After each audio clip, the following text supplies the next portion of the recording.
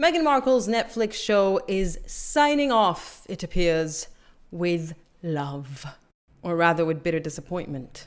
According to reports, if you are inclined to believe them, With Love, Meghan is not going to be renewed for a third season. I know, shock, horror, quelle surprise. Now, this news couldn't come at a more opportune time for me personally, because I've recently been reflecting on the tone of this channel. I've been wanting to, certainly add far more variety, because we're almost closing in on 5 years of talking almost exclusively about Meghan Markle. And yes, there has been a lot to talk about in the past, but as you all know, it tends to get repetitive.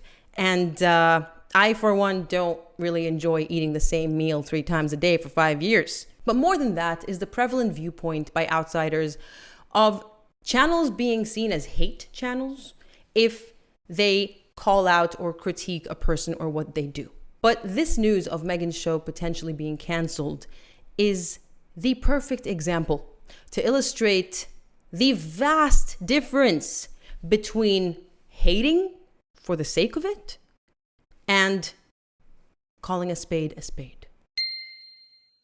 There's a saying, which I'm sure all of you are familiar with, which is, the truth hurts. Sometimes it's just not nice. And yes, sometimes it can seem negative or quote unquote hateful, but it's not negative or hateful for the sake of it, meaning it's not baseless. So I'll give you an example. If everyone was hating on Meghan, but she was a top tier actress before she met Harry with a slew of awards. I mean, we all know these awards are basically meaningless at this point, but picture her as being a Meryl Streep of her era. And then imagine that Tig was ultra successful.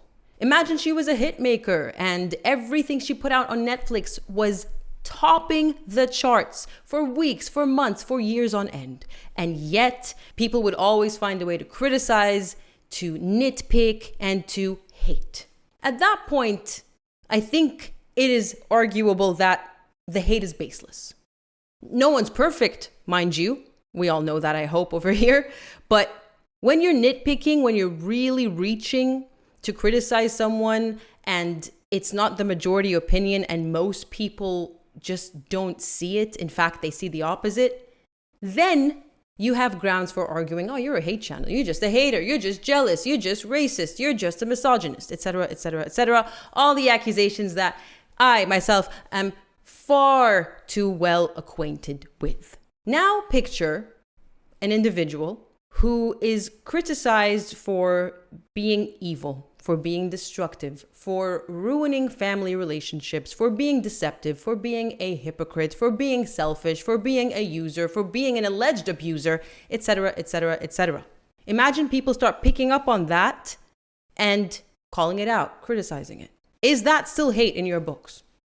Are you the type of person who thinks, oh, well, it's not affecting me, so what's your problem? It's not affecting you. What's she ever done to you? I get that comment every day. What has she ever done to you? And to that, I would say, all that is necessary for the triumph of evil is that good men do nothing.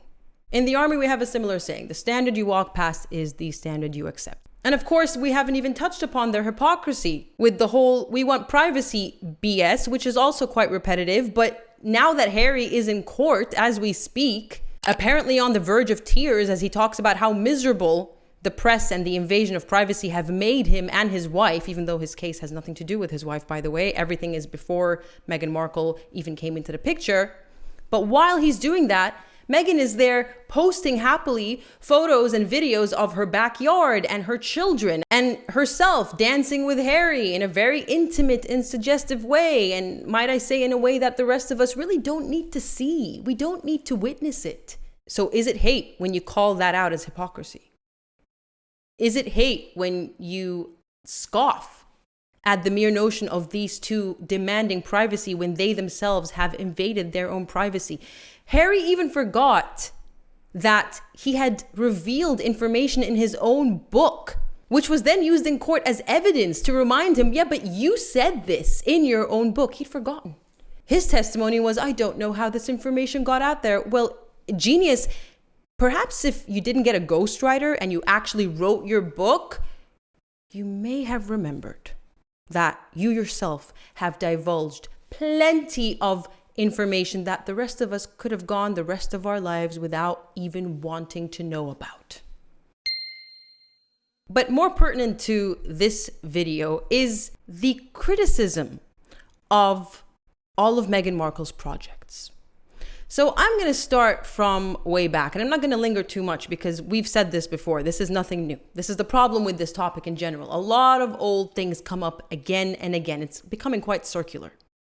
But from the very beginning, people like myself would tune in to what Meghan Markle is offering, and we would, at least I can speak for myself, but I've seen similar out there, honestly criticize it. So with The Bench, some of us read excerpts of it, and it was a very poorly written joke. And despite the fact that it made the New York bestsellers list, which is a joke in and of itself, by the way, it's basically pay to play, it flopped dismally. It's been 5 years since Meghan published that book, and she hasn't followed it up with anything else. Moving on to archetypes. I was one of the poor souls who had to tune into archetypes every week. I mean, I say I had to. No one was holding a gun to my head, but I was running the channel. There's interest. And every week I reported back about how dismal, how terrible, how inane and boring every episode was. And lo and behold, months later, the entire deal with Spotify was canned. Did we do that? Did we all reach out to Spotify executives and tell them, you need to cancel Meghan and Harry's plan because we think she sucks and we hate her? No. The numbers don't lie. And big businesses like Spotify operate on the moolah. I want to save Netflix for last because I want to linger on the cancellation of With Love Meghan. But next, we have their foundation.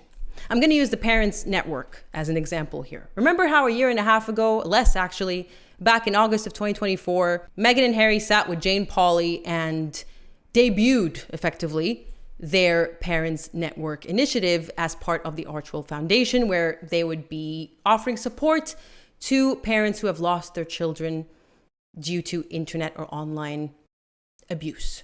We ran a podcast here on the channel criticizing the interview, pointing out how Meghan and Harry know nothing about their own initiative, couldn't answer questions constructively with any information, and were basically just doing what they do best, bandwagon hopping and cosplaying as philanthropists. Of course, the backlash was immense against creators such as myself, calling us haters and misogynistic, lying racists. Less than a year and a half later, Meghan and Harry have not only basically entirely changed the structure of the Archwell Foundation and downgraded it effectively to Archwell Philanthropies, but they have offloaded, they have gotten rid of, passed on the Parents Network to an entirely different organization. There are reports that Meghan and Harry were forced out, sent a ballet style, but I couldn't verify these reports, and so I'm not going to put that out as fact. Regardless, that project is effectively, at least when it comes to their name, a flop. Then, of course, we have Netflix. Apart from their 6-part docuseries, which was a dirty laundry hanging fest, which is why people tuned in, people love the gossip and the salacious stories, but every other project without fail, and they've had plenty, landed with a resounding thud. With every release, people like myself would tune in and critique. Every single critique, as far as I'm concerned at least, was honest. If something was good, I would have said so. None of it was good. And Netflix would release the numbers, the ratings, and our opinions would be backed up with facts. Which of course then brings me to With Love Meghan. I personally took a satirical approach to covering the 3 iterations of the show, season 1, season 2, but 1B, and of course the holiday special. The negativity in the comments, the criticism lobbed at me, calling me a hater, calling me someone who is so miserable in my own life, someone who needs to wake up and make a list of all the things I'm grateful about, to learn gratitude. I'm not even kidding. I found a comment like that because I critiqued the show with a heavy dose of humor and sarcasm, might I add. I wasn't even really entirely serious with my approach to this show. I was trying to make light of something that was so dismally boring. And guess what? The numbers are in, and season 2 performed even worse than season 1. And the holiday special, I mean, look, apparently the numbers are better than season 2, but still absolutely dismal. The With Love Meghan series was viewed only 2 million times in the last 4 months of last year. It was, according to Netflix's What We Watched data, the 1,217th most watched title on Netflix over the second half of last year. The holiday celebration fared slightly better, coming in at 1,015 on the list with 2.4 million views. So once again, the numbers do not lie. The data doesn't lie, and I assure you it is not swayed by the likes of moi or any other creator on this platform or on social media in general. So I once again pose the question, is it hate? Just hate for the sake of hate, baseless hate, when you critique something that is then months later backed up by data? Always, without fail? Or is it simply telling the truth? Now, you can argue opinions are subjective when it comes to entertainment, and they absolutely are. But when the majority, when the 99.9% of opinions align and agree that something is bad, or something is off, or something is boring, I think it's time to stop having such a shallow view of things, such a reductive view of things, and just instantly defaulting to this is hate. And perhaps just dig a little deeper and start to question, at least, why is there such negativity and hate? Perhaps there is a valid reason underlying it all. And by the way, in the case of this channel, I firmly reject the word hate, because hate is a strong word. And I do not hate Meghan Markle. It doesn't matter how many times I say it. People don't care. It goes in one ear out the other. I get it. But I do not hate Meghan Markle. I think that she is doing bad things. I think she's a human being with very evil and destructive tendencies. And I think that she doesn't have a creative bone in her body. She is not very talented. And therefore, she doesn't produce good content, which is a fact that is backed up by data. Not my opinion. It's no longer in the realm of opinion when the numbers come out to back it up.